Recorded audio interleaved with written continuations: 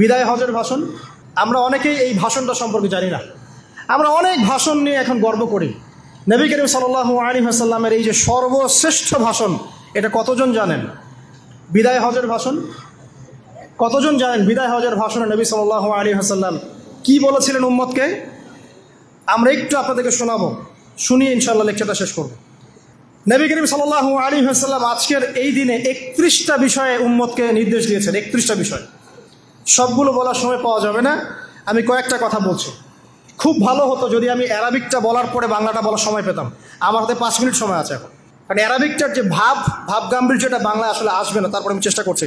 নবী করিম সাল্লাল্লাহু আলাইহি ওয়াসাল্লাম সবার সামনে দাঁড়িয়ে দীর্ঘ 23 বছর অক্লান্ত পরিশ্রম করে দাওয়াতি মিশন কমপ্লিট করার পরে সবাইকে সমবেত করে একটা হজ করলেন। হজ করার পরে তিনি গুরুগম্ভীর কণ্ঠে বলছেন, হৃদয়ের সমস্ত আবেগ বের করে দিয়ে বলছেন, হে জনগণ, আইয়ুহান নাস, হে জনগণ, আমি জানি না আজকের পর তোমাদের সাথে আমি কখনো মিলিত হতে পারবো কিনা। একটু চিন্তা করেন, সাহাবীরা সামনে দাঁড়িয়ে আছেন, নবীজি দাঁড়িয়ে এই কথাটা বলছেন, হে জনগণ, আমি জানি না আজকের পরে আমি তোমাদের সাথে মিলিত হতে পারবো কিনা। অতএব যে ব্যক্তি আজকে আমার এই কথাগুলোকে স্মরণ রাখবে, সে যেন অন্যের কাছে এই কথাগুলো পৌঁছে দেয়। হতে পারে যার কাছে পৌঁছে দেওয়া হচ্ছে সেই এই কথাগুলোকে বেশি সংরক্ষণ করতে পারবে। আল্লাহ পাক তার প্রতি রহম করুন যে আমার এই কথাগুলোকে অন্যের কাছে পৌঁছে দিবে। নবীজির ভাষণ। এরপর নবীজি বলছেন, জেনে রাখো নিশ্চয়ই তোমাদের পরস্পরের, মুসলিমদের পরস্পরের সম্পদ, পরস্পরের রক্ত, পরস্পরের এই যে জান মাল ইজ্জত, এগুলো একে অপরের জন্য হারাম। মুসলিমদের পরস্পরের রক্ত, পরস্পরের ইজ্জত সম্মান একে অপরের জন্য হারাম, এর হানি করা একে অপরের জন্য হারাম। ঠিক যেমন আজকের এই দিন হারাম, এই শহর হারাম, এই মাসও হারাম। নবী করিম সাল্লাল্লাহু আলাইহি ওয়াসাল্লাম বলছিলেন, জেনে রাখো 3টা বিষয়ে যেন তোমাদের অন্তর কখনো খেয়ানত না করে। 3টা বিষয়ে তোমাদের অন্তর যেন কখনো খেয়ানত না করে।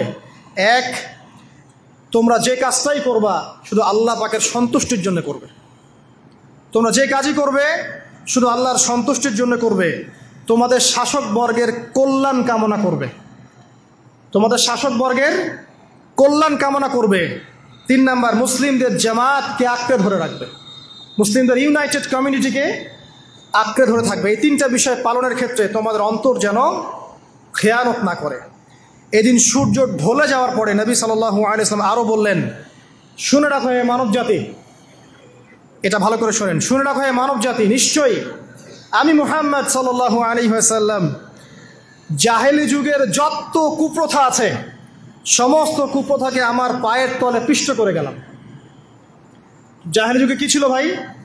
শিরিক ছিল, সুদ ছিল, মাদক ছিল, নারীর অবমাননা ছিল, কন্যা সন্তানকে দাফন করা হতো, রক্তক্ষয়ী, হানাহানি, মারামারি, কাটাকাটি ছিল। এগুলো সব কিছুকে আমি আমার পায়ের তলে দাফন করে গেলাম। এটা কি দাফন হয়েছে?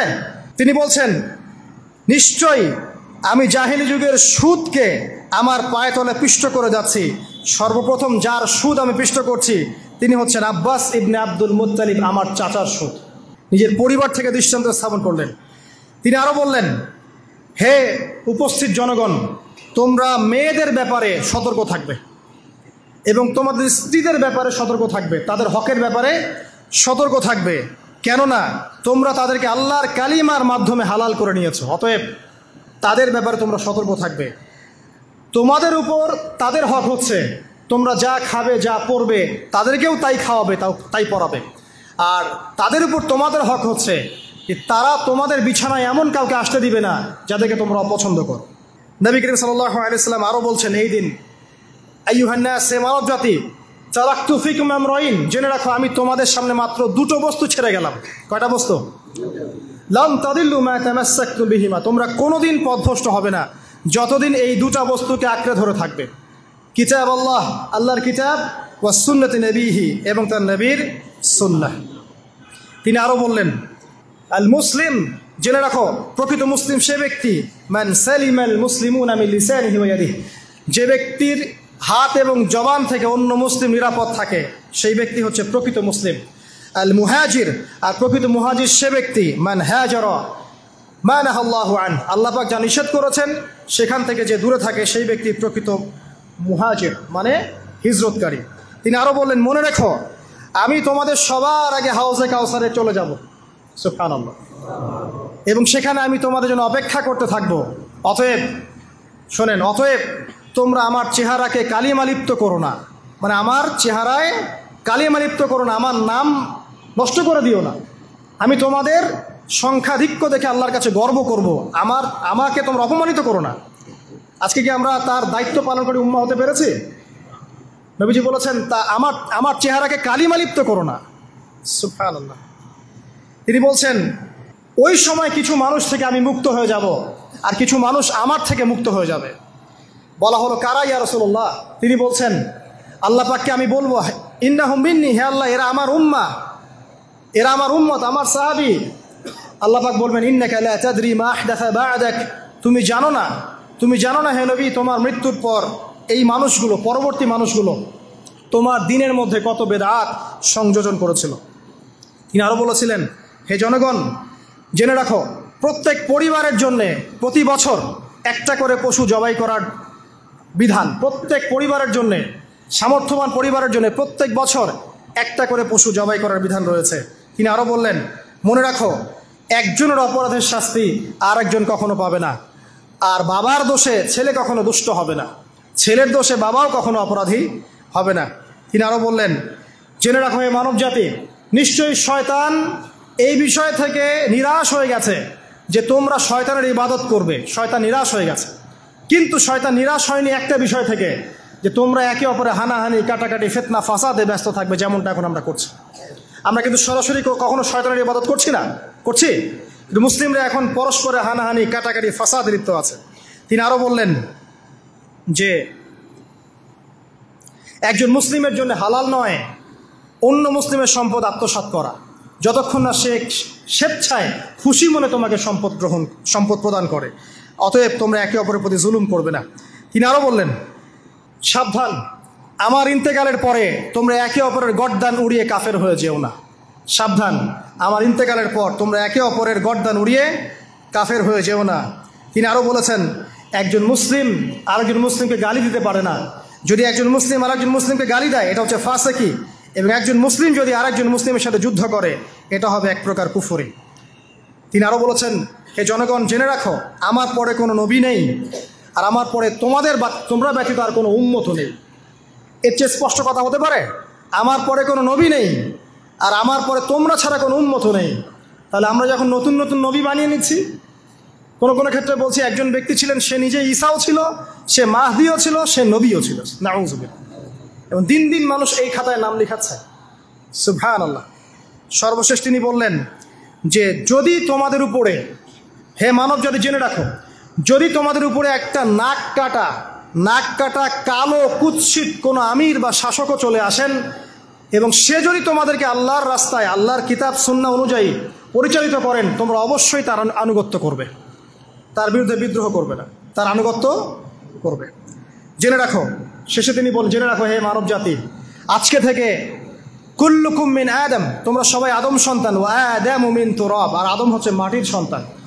আরবের উপর অনারবের, অনারবের উপর আরবের, সাদার উপর কালোর, কালোর উপর সাদার, লালের উপর কালোর, অথবা কালোর উপর লালের কোনো রকম প্রাধান্য নাই। ইল্লা তাকওয়া, শুধু তাকওয়া ব্যতীত। যে ব্যক্তি বেশি মুত্তাকি, সে আল্লাহর কাছে বেশি মর্যাদার অধিকারী হবে ইনশাআল্লাহ তাআলা। সর্বশেষ তিনি আঙ্গুলটা উঁচু করলেন, নিজের শাহাদাত আঙ্গুলি উঁচু করে আকাশের দিকে তাকালেন, এরপর জনগণের দিকে তাকালেন, তাকিয়ে বললেন যে তোমাদের ব্যাপারে, হে জনগণ, তোমাদের ব্যাপারে আমাকে আল্লাহ জিজ্ঞাসা করবেন, ফামা আনতুম কাইলুন, তোমরা ওই সময় কি বলবে আমার সম্পর্কে? তখন সাহাবীরা বললেন, আমরা বলবো যে আপনি বাল্লাগতা রিসালাতাক, আপনি আপনার রিসালাত পৌঁছে দিয়েছেন, ওয়াজ্জা আমানাতাক, আপনার আমানত পূর্ণ করেছেন, ওয়া নাসাহতা উম্মাতাক, এবং আপনি আপনার উম্মতকে নসিহত করেছেন।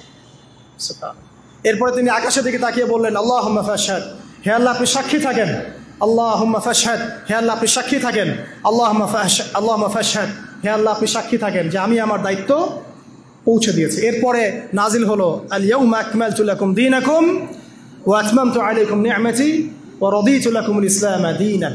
এই হলো বিদায় হজ। আজকের এই আরাফার প্রেক্ষাপট আমরা কতজন এটা নিয়ে চিন্তা করেছি? 1 মিনিট একটু বলে শেষ করি। দেখেন, শেষ ওসিয়ত যেগুলো হয় মানুষের, এটা খুব হৃদয় বিদারক হয় না? বাবা ইন্তেকাল করছেন, সন্তানের জন্য ওসিয়ত করে যাচ্ছেন, মাকে দেখিস ইত্যাদি ইত্যাদি, হৃদয় বিদারক হয় না? মানুষ সারা জীবন মনে রাখে না?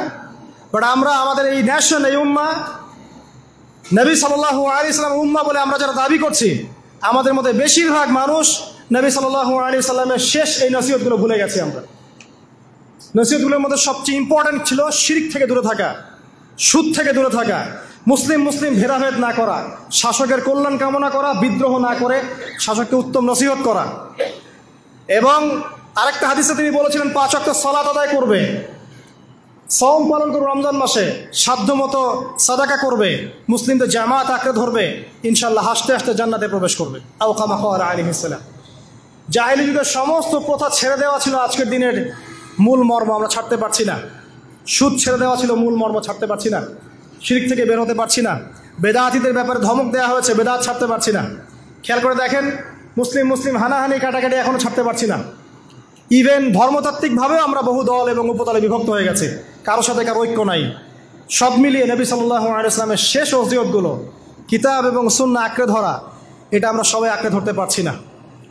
আজকের এই দিবসগুলো এই জন্যই আল্লাহ পাক বারবার ফিরিয়ে দেন, যাতে করে এগুলো নিয়ে আলোচনা হয়, আমরা এগুলো জানতে পারি এবং আমল করতে পারি, এই চেতনাগুলো লালন করতে পারি, নিজেরাও শিখি, পরিবারকেও শেখাই, আগামী প্রজন্মকেও শেখাই ইনশাআল্লাহ তাআলা। আশা করছি ইনশাআল্লাহ আমরা যদি নাও পারি, একসময় এমন একটা প্রজন্ম আসবে যারা নবী সাল্লাল্লাহু আলাইহি ওয়াসাল্লামের উম্মার মতো উম্মাহ হবে ইনশাআল্লাহ।